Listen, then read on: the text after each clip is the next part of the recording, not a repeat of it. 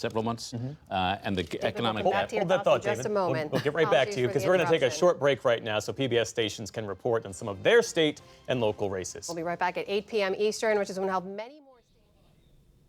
Hello and welcome to the studios here, WFIU News, WTIU News. I'm Joe Wren. Bob Zaltzberg, thanks so much again for joining us tonight. Lots going on right now, kind of the busy part of the night. We're going to go live to the Braun campaign in Indianapolis in just a second. But before we do, a lot of people are wondering, where are the Monroe County results? You've heard a little bit. Well, yeah, County Clerk Nicole Brown basically said, have patience with us. We're counting like 30,000 votes that came in early or came in by mail. So that's kind of slow going for them, and they're doing that. Okay, well, let's get to the statewide news here. We know that the race for governor in Indiana was called earlier. You may have seen it or heard about it.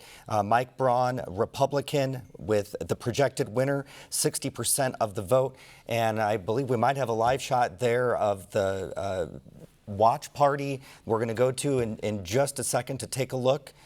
And Brandon, I believe, is standing by. Brandon, what's it like over there?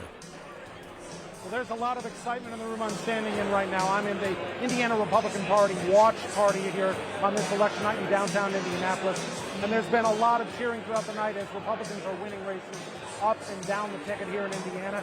Very, very shortly, we will hear from Governor-elect Mike Braun. Some people are a little surprised at how early this race has been called, but certainly Braun coasting it would appear at this point. We'll see if that margin shrinks as all the votes are counted. But we'll hear from Mike Braun soon.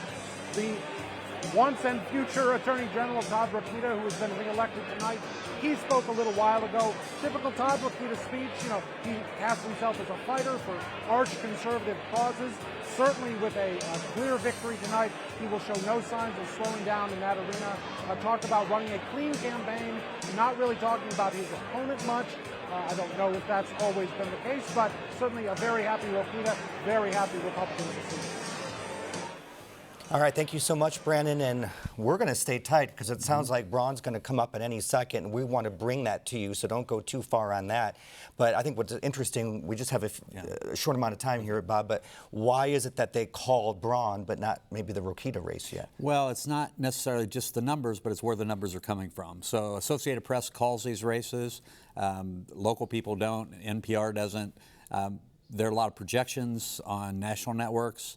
But the way we do it here and the way a lot of people around the state do it is the Associated Press is the organization that calls these elections based on their sort of scientific structure that they've put together. And a lot of it depends on where these votes are coming from. And maybe in Rokita's race, there were some Democratic strongholds that were out that they were expecting to come in big. And in the Rokita race, with about 23% of the precincts in, Todd Rokita, 66% of the vote. Destiny Wells with 35% of the vote. Stay with us. We're going to have more coverage. We're waiting to hear from Braun. We hear he should be on in any second. And as soon as we do, we're going to go ahead and leave coverage, national coverage, and come back to you with local statewide coverage. In the swing state of Pennsylvania, which of course we are tracking very closely.